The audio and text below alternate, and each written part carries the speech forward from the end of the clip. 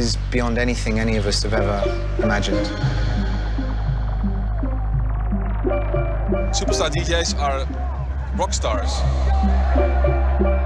Dance music today has never really been healthier. Life being a DJ is amazing. People will always want to dance. Hello, 1 minute past 7 on a Friday night. Annie Mac here, and the weekend is upon us.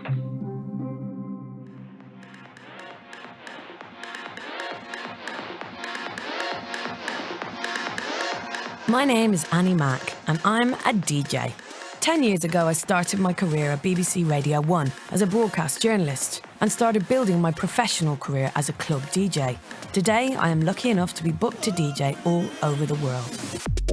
Dance music has exploded across the globe, and there's more DJs than ever in the world today. The superstar DJ is back in a big way. In 2014, I set off on a mission to visit the biggest dance music hotspots: Miami, Europe, Vegas, and Ibiza. I wanted to tell a story that has been waiting to be told. The story of the DJ today. The first stop is Miami.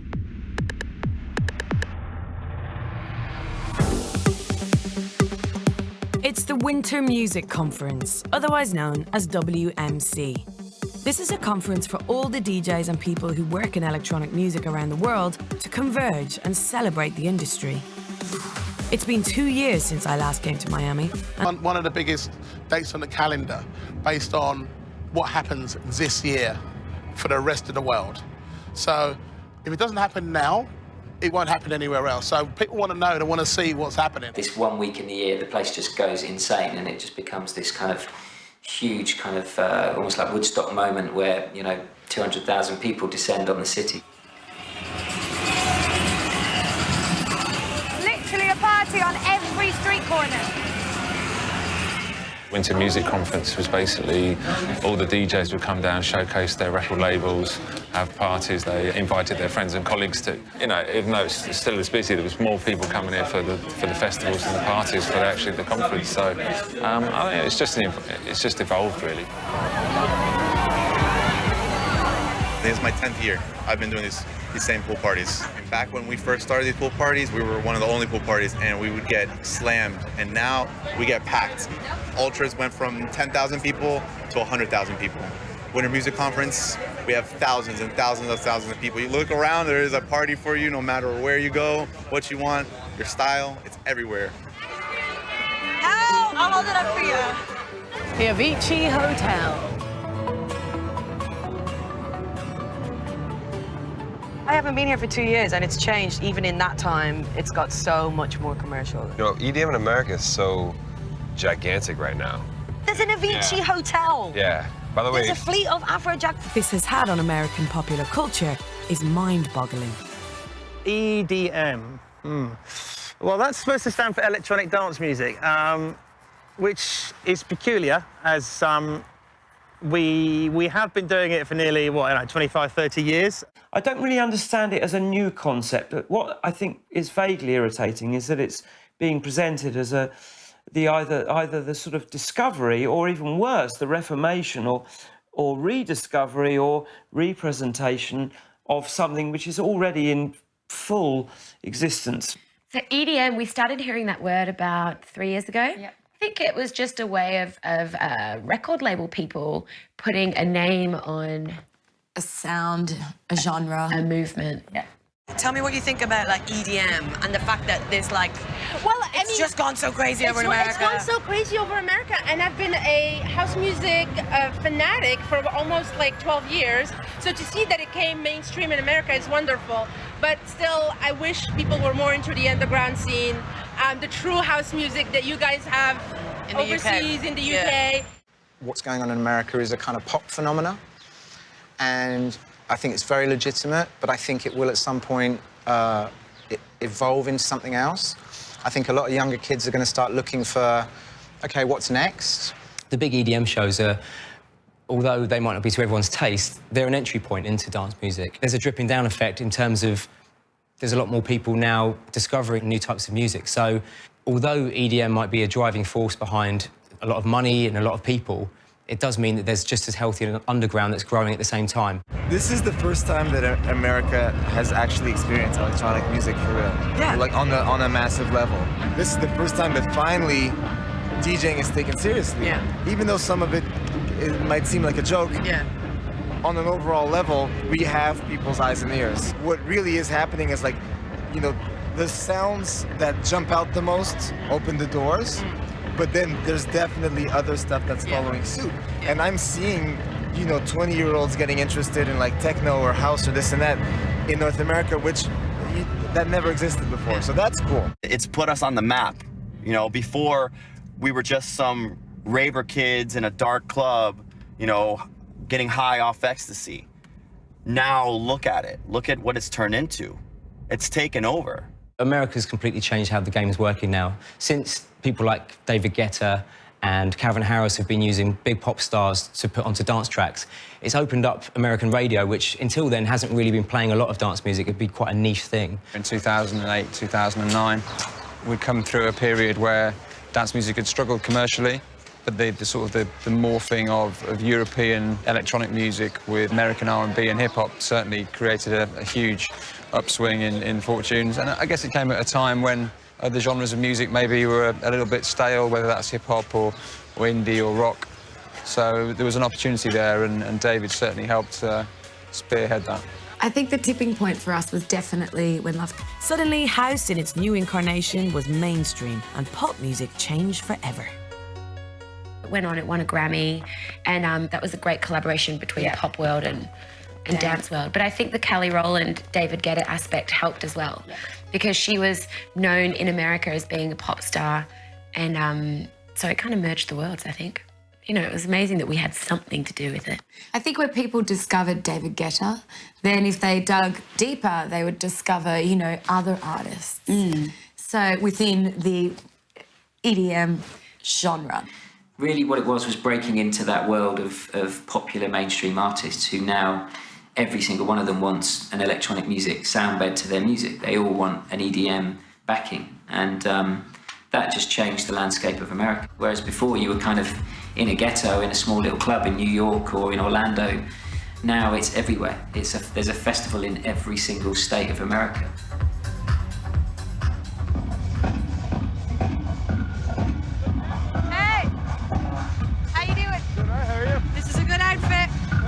What are you, a banana? I am a banana. Looking good, babe. Looking really good. The big shows at festivals, the big headline sets, lend themselves well to EDM because it's about huge, non-subtle, big drops, in your face, all the pyros, which wouldn't work so well if it was a sort of small, trendy bar in Dalston. The shows have gone berserk. The festivals like Ultra and Tomorrowland and Electric Daisy and all those sort of things, they're huge. It's kind of, I still think it's kind of amusing that it's like a Glastonbury gone nuts because everyone's come to see someone play records.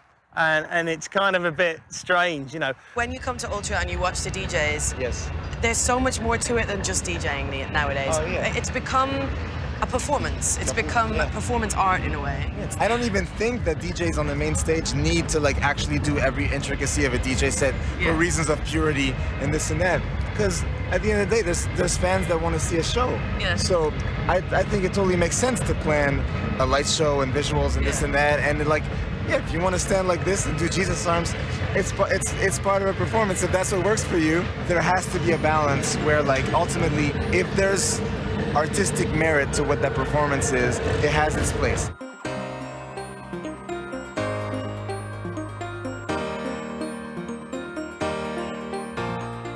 I've always said that the DJs are entertainers. At the end of the day, there's now a place, a genre for what we do as artists.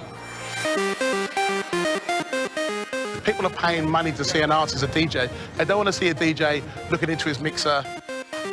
If a DJ is going to be performing to 50,000 people, there has to be a show. And it's clear that people enjoy that. I leave Miami dancing to the sound of EDM after witnessing firsthand just how massive it's become. I wonder, will the floods of newcomers to the EDM sound ever know about the rich history of dance music? Hopefully, it will enable them to explore the culture a little bit more.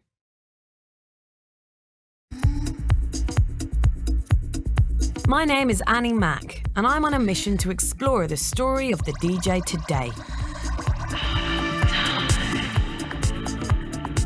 Technology has come a long way since DJs first began using vinyl records.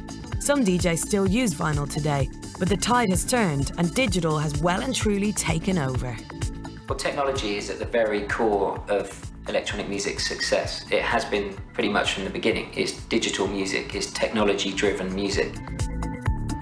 Over the years, technology has developed from vinyl and CDs to laptops, USB sticks, and SD cards. So these are the SD cards. This is the music. Yeah, nowadays, you know, I'm old school from the records, from 2Ds, and now this, and it's brilliant. You have this whole new sort of different type of DJ where the actual technology is almost driving how they perform, and then it's down to the individual to drive that machine in an individual way. The technology has become very, very accessible to anybody and easier to use. So we've got things coming out which, you know, sound massive, big drops, huge productions, sound great, but don't really have any substance. The art of DJing is in danger of being lost to a certain extent. But maybe we shouldn't lose sleep about it. It's just going to be two different things. You know, I think if you make music and you've been successful at making music, then it's a new way of interpreting your live show, you know. Remember these? 7 inches. Yeah. Soon Remember to be- these? Records. Yeah, soon to be a relic. Yeah. Despite the convenience with digital and modern formats, some DJs are unashamedly old school. Yeah, just playing actual records, you know, just mixing 2 vinyls, taking time, the patience of creating a journey for people to just really dance, you know? And I think that's the foundations of DJ culture and club culture. It's kind of like those classic aspects of what this is why I'm here today. As the DJ tools and technology have evolved, so has the superstar DJ. But the phrase superstar DJ is not a new concept, and the term actually originated in the UK in the 1990s. I met Paul Oakenfold around that time. You know, with Oakenfold, he really pioneered a lot of stuff that we take for granted today, like playing a stadium show with U2, which was hysterically funny because we had no idea what we were doing. You know, the amount of money you got paid now wouldn't even cover the drinks. But it was an extraordinary experience. Yeah, Paul Oakenfold, I think, was the first superstar DJ for me. Him going out on tour with U2 and befriending them, that had a massive influence on him. He thought he was in the band, and he would come back with these mad ideas of the first thing I'm going to do, he said to me, was I'm going to book the room. I'm going to get a tour together, and it's going to be a Paul Oakenfold show. That actually manifested itself into something called the Thirst, Heineken Thirst Tour. Around that time, there was that first wave of DJs becoming successful. Is there any point in your career that you helped orchestrate that you realised that things had changed forever? Fatboy Slim on Brighton Beach. The second year. The homecoming, and just realising the power of... There's like 250,000 people who all felt like they were my close personal friends. Yeah, very, very, very vulnerable moment. Getting quite emotional, Norman, standing here thinking about that. It's fantastic. It was so close to chaos. It was kind of a scary day. You couldn't see anything but people anywhere. And that was a day where I remember distinctly thinking, OK, this is beyond anything any of us have ever imagined. The thing about Norman was he kind of brought a level of showmanship to DJing that none of us had ever really seen before. What you see now, everyone doing, which is an awful lot of this, pressing a couple of buttons when they're at Ultra. I mean, Norman definitely started all that, and he's still the best at it, I think. And I still think we can all learn a lot from him. Certainly the new generation DJs whose performances gravitate towards that way, Norman's there as the benchmark for that, I think. We're all under one roof raving, laughing and joking, you know what I mean? Dance music, as it's known in the UK, exploded into the mainstream in the late 80s and early 90s via illegal rave parties. Since then, it's had its ups and downs. The UK is so full of history and with dance music. You know, the culture for us kind of began here. We fell in love with acts like Fatboy Slim, Basement Jaxx, The Prodigy. You know, they were really pivotal for us. And it was a massive reason why we actually moved to the UK. It's like the tastemaker of dance music. The UK is always going to keep you guessing. It's always going to keep you inspired. UK's in a difficult space. I think the club scene in the UK is pretty poor at the moment. But then you go into pockets of Bristol or London and there is an incredibly vibrant underground scene going on. But yeah, there's a long way to go to kind of get back to where it was, where we had The End and we had Turnmills and we had Ministry at its best. What's probably changed a lot recently is people were travelling around the UK quite a lot more than they were in terms of going to different clubs. So in the 90s, maybe you go, right, I'm going to go to Gatecrasher this week, Ministry of Sound next week. I don't think you see that so much anymore. Obviously, there's still people that love going clubbing around the UK, but a lot more people would rather save up their money and go to these big events, because that's what probably wasn't happening as much 10, 15 years ago, is these huge scale events where there's so much put into production, crazy lineups that are happening constantly throughout the year, maybe one a month, rather than going to clubs once a week.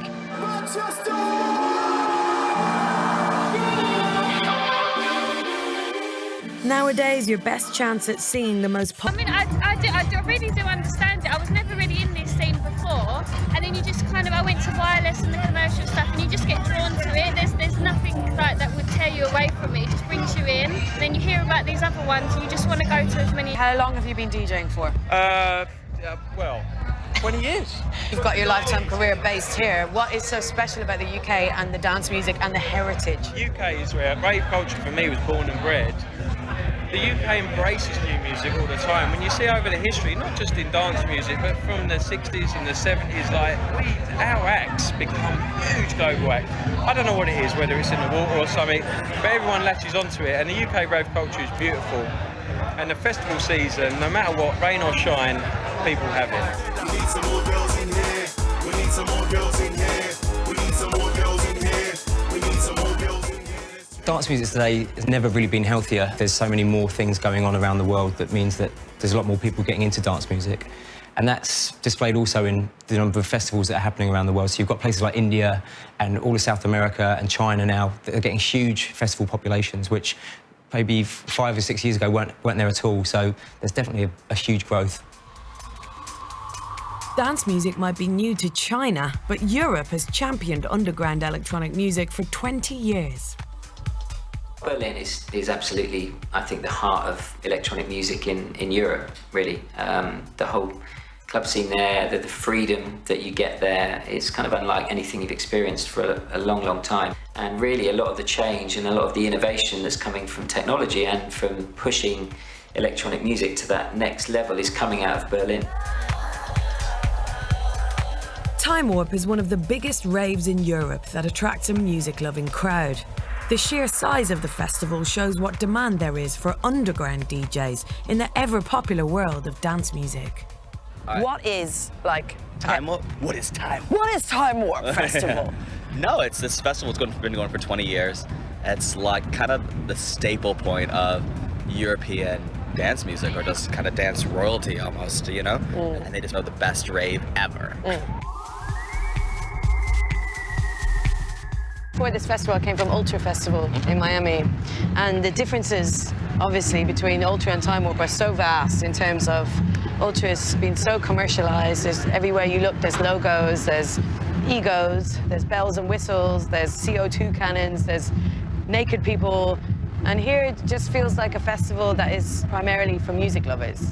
We are ravers, so we started to promote techno parties because of our passion for the dance floor. So our perspective is create the perfect dance environment.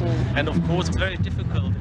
We claim ourselves to be underground, although we have commercial success in terms of there are lots of people from all over the world.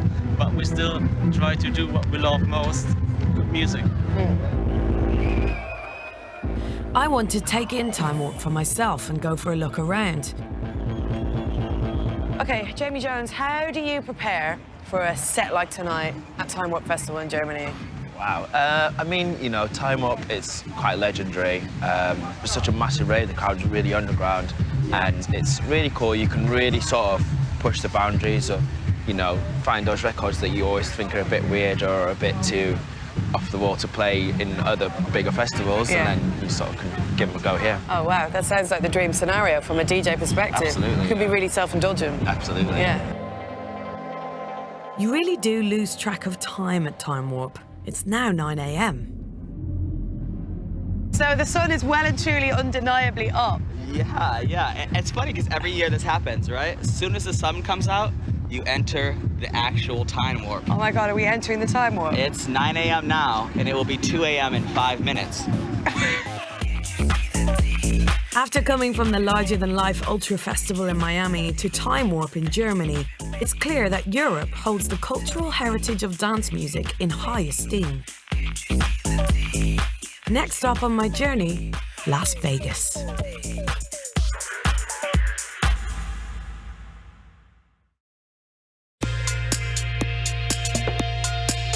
My name is Annie Mac, and I'm on a mission to explore the story of the DJ today.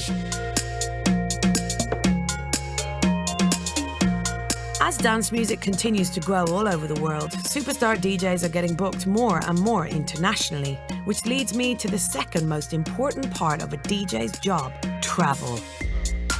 The worst thing about traveling is traveling.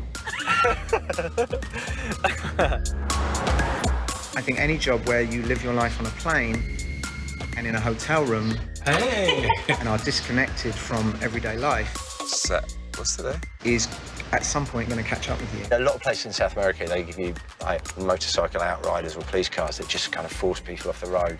The worst thing in the world is you're stuck in a traffic jam that you created. Well, touring is not for the faint-hearted. It can look quite glamorous online. And it is at times. It is at times, but a lot of the times you've got no sleep. Did you get sleep?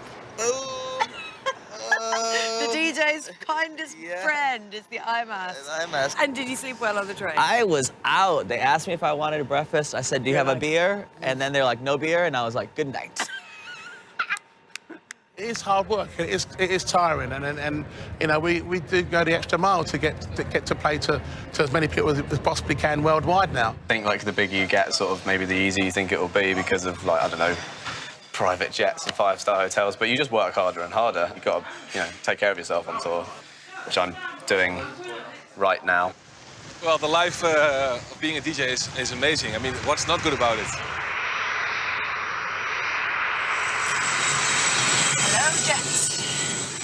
You can travel around the world, you go to the best places, best hotels, you play on the best parties for the best people in the world. If you're really into dance music like I am, it's just, it's like a blessing, you know. I'm so lucky that I can do this job. In my lifetime, I'm only going to be able to do the Millennium once. And playing in Sydney and watching 12 o'clock come in at Sydney and then playing for 3 hours and then flying across the timeline to go back in time, to go and play in Hawaii, to go and do 12 o'clock all over again.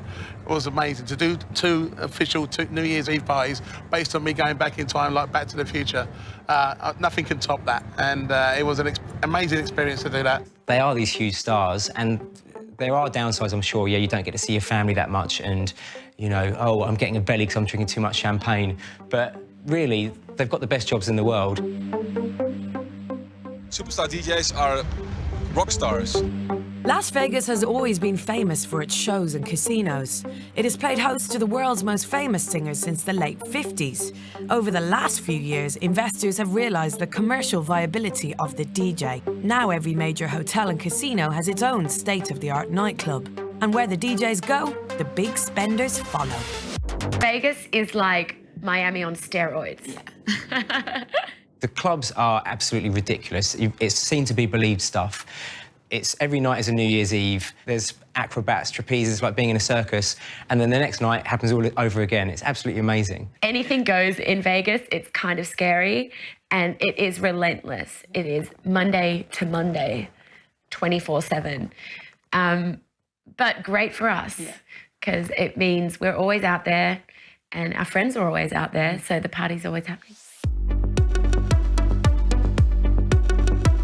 I've arrived in Las Vegas.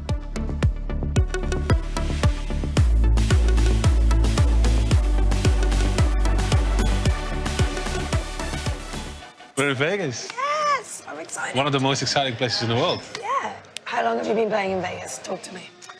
I've been playing here since 2000. 2000. And back then it was just a very small club. And now there's a face of yours so big that it takes up 6 floors of the MGM ground. Did you go to? Calvin Harris, David Copperfield. I mean, you're at the top of the food chain here. It's amazing. Yeah, it's amazing. It's actually one of my dreams come true. But also, you know, when I walk around here in Vegas, you know, everybody knows me now. Yeah. So I can go in any store or restaurant and I never have to pay. Enjoy yourself, Mr. Tiesto. Thank you very much. Vegas, as we all know, is a growing, burgeoning city. Now, the thing is about that, it does revolve around money. Now, you're making a lot of money with this music now, so now every promoter and every manager in the clubs have decided that they want to be in on this music.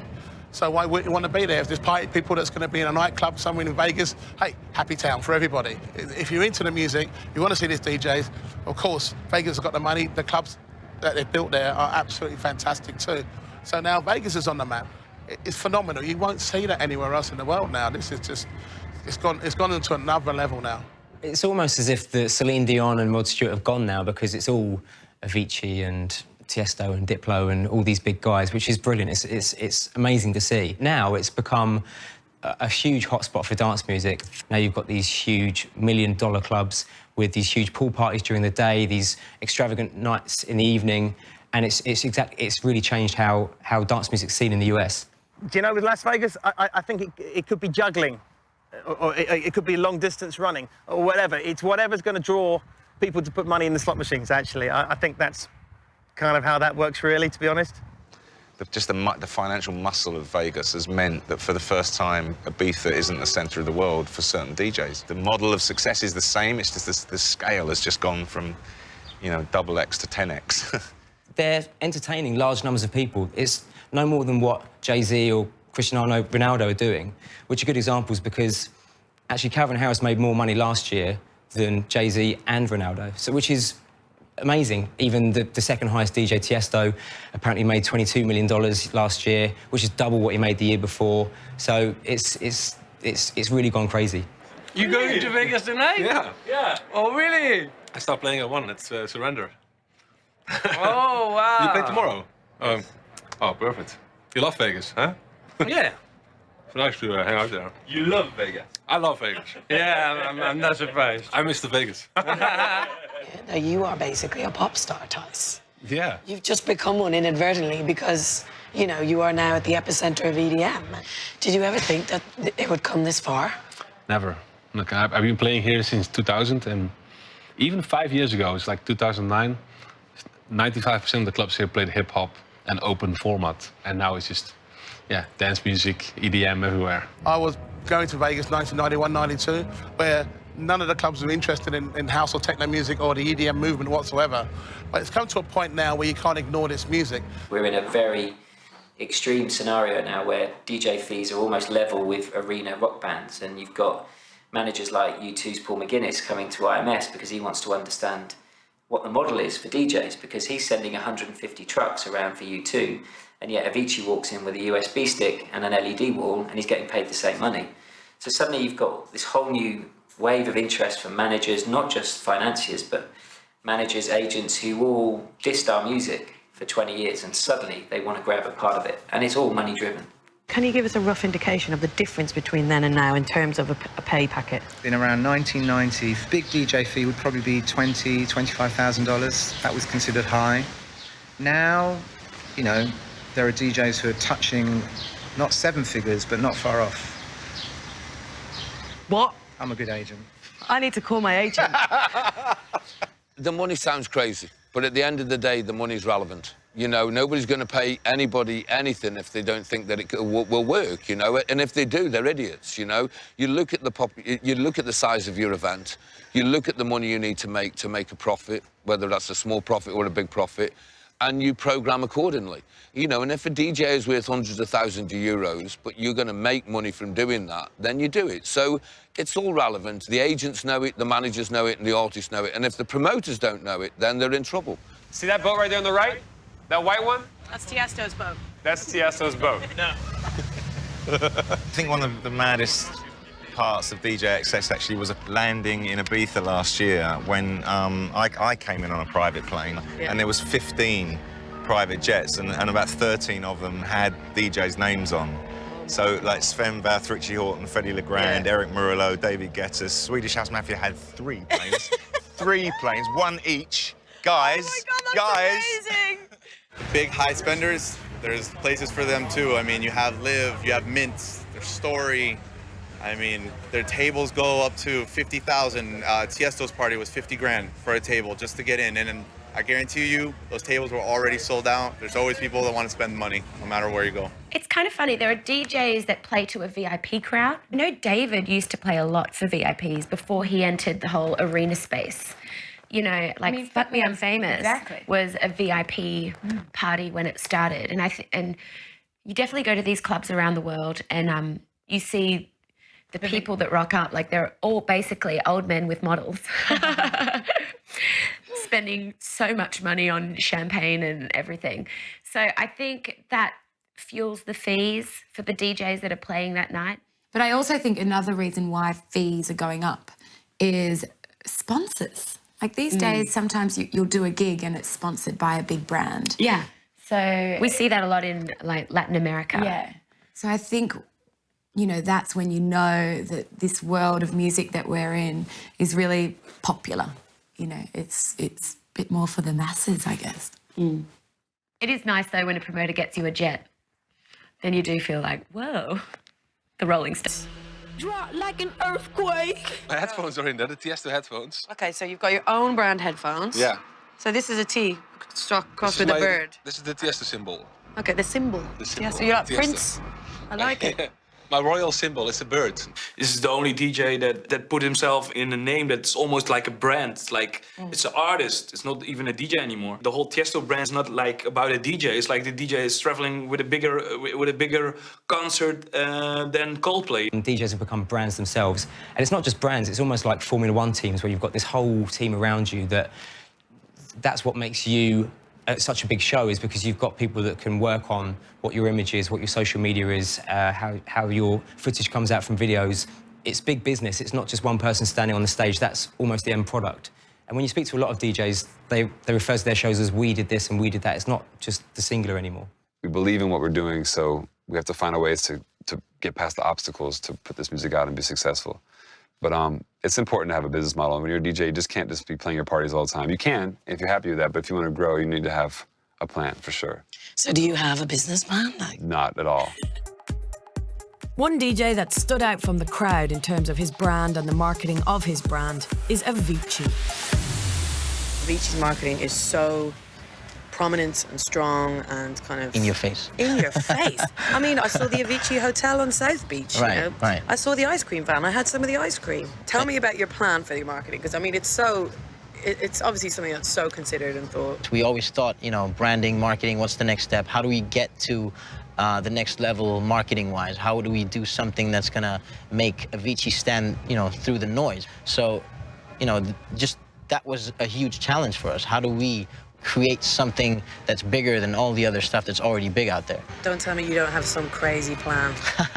I bet you do. Well, I can't tell you, because that's part of our thing, is like this, the element of surprise. I think you're going to send Avicii to space. Why not? Why not?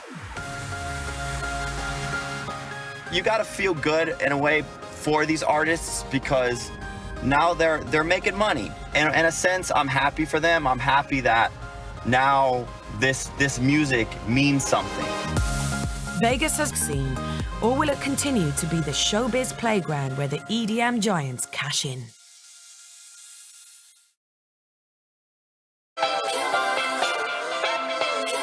My name is Annie Mac, and I'm on a mission to explore the story of the DJ today. DJs have been coming to Ibiza since the 1980s. Since then, it's remained the premier holiday destination for clubbers all over the world. Describe why Ibiza is important is like describing why the moon smiles at night underneath the stars. I just know it's special here. Today, it is still the centre of the world's clubbing scene for half the year. Ibiza is where hits are born and DJ careers are made. I've been going to Ibiza myself as an individual since 1984. So you can imagine there was no infrastructure by what's going on there today. And a lot of things stem from Ibiza based on that every single top international DJ plays there in one way or another. For me, I did a residency at Passion. It's incredible. You see the people coming in there, that's their big week's holiday, and they go crazy. You know, and that's why it's, after, you know, so many years, it's still so popular. Ibiza is really where it all starts and ends for us. It's our spiritual homeland. Yeah, we've been going as clubbers, I guess, for 10 years now. Yeah. And we've seen the island change and the clubs change and the people even change. And it's really centred around the music. Mm-hmm. You know, it's not going to go through a change in a few years and R&B is going to be huge. It's always going to be about dance music in Ibiza. What's been beautiful about Ibiza is that it's the island itself that pulls you, that draws you to it. All the clubs that are on the island are probably the best clubs you'll ever go to in the world. All the other clubs that you see today, they exist because of the way clubs on the island have been set up. Every year, everyone's like, oh, you know, this place is the new Ibiza, that place is the new... You know, there's only one Ibiza. It's so designed to be the perfect party island. Ibiza's just got the history, you just feel it everywhere you go. When you think of Alfredo playing the Cure records next to early dance records in 1988, you just, I mean, say no more. The term I like about Ibiza is that the roots run really deep in terms of when you go over to Vegas, you can't wait to leave after 3 days, but in Ibiza, when you go there, you can't wait to go back. It's become a rites of passage for a lot of people in the UK and in Europe to actually do a season, go and work over there, actually experience the island, and the amount of people that I know that go back every year, 2 times a year, 3 times a year, they want to get married there, they get engaged there. It's a huge part of their life. It's not just somewhere that you go on holiday. It's a wonderful place, a special place, and it works on both levels and actually is a wonderful island and is a better island for being very commercial and very underground in places and democratic, if you like, on a club level and on a music level. Listen, Ibiza's special, not just for me, but everybody who comes here. And, you know, the DJs and the record labels and the managers and all these guys, the reason they want their DJs and why DJs want to play here is quite simple. It's like doing a European tour in one gig.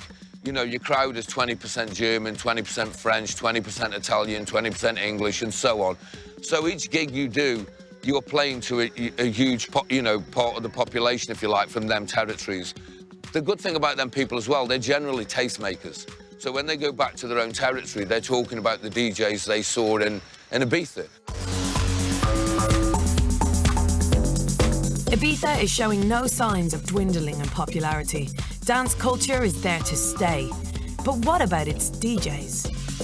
So, Pete, you are part of a generation of people who were there from the very start. Where do you think it's going to go, Pete, for you guys specifically? Like, how long?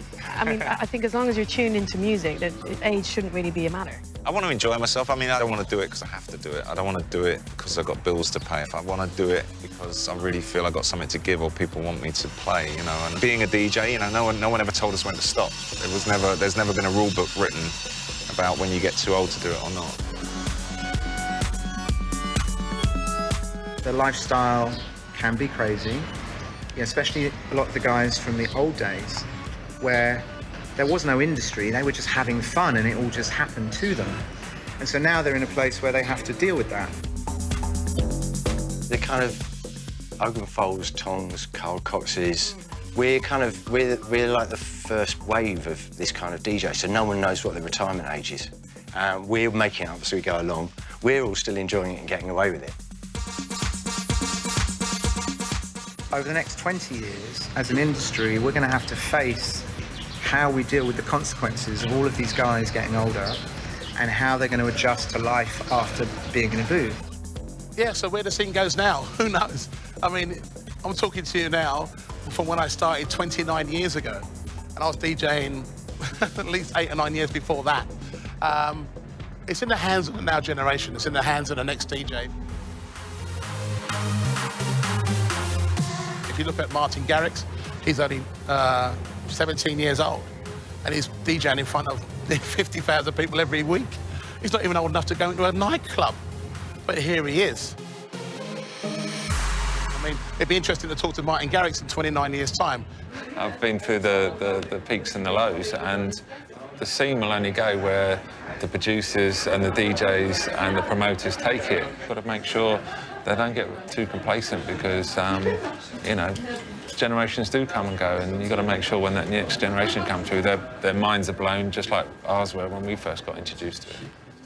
Overall, you know, I think we've seen it come and go, and I think now we're in this great positive curve. But I think everybody is very mindful of the fact that at any minute, you know, it could implode. You do get the feeling that it has gone to an absurd point where it might be a bit of a bubble that might just go. It feels like some housing boom that might not be based on the right foundations and is propped up by a load of money. And when the people who are putting all the money in, when they decide it's not a money maker, if they all ask for their money back at the same time, it could go like that.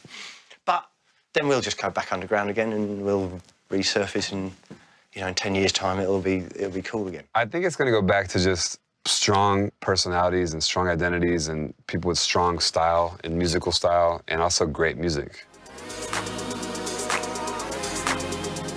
The artists, at the end of the day, control what goes on, and if you get more people like Disclosure coming through, you know, of that sort of level of intellect of music, then it's just going to keep going, you know. We need smart producers, good DJs, keep coming through, and this thing will just keep going. At the end of the day, people will always want to dance. With the rise of this scene worldwide now, it's really clear that this music is probably just one of the strongest it's been for years. And all that's going to happen is just going to redevelop itself into something else down the line. But no matter what, it'll still be dancing under a 4/4 beat.